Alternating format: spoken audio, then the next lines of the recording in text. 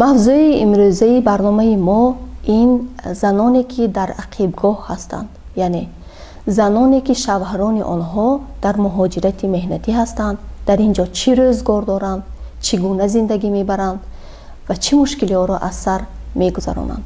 вақте ки шавҳар нест, ҳама бору гарони зиндагӣ дар калаи шумо бисёртар асабонӣ мешавед. бисёртар баъд ҳастанд занҳое ки ҳамеро ба фарзандони худ медиҳанд, асабонии худро ба фарзанд албатта аз ин ҳолати равонӣ бад мегирад. ва ҳамин ҳолатҳо бо манам буд.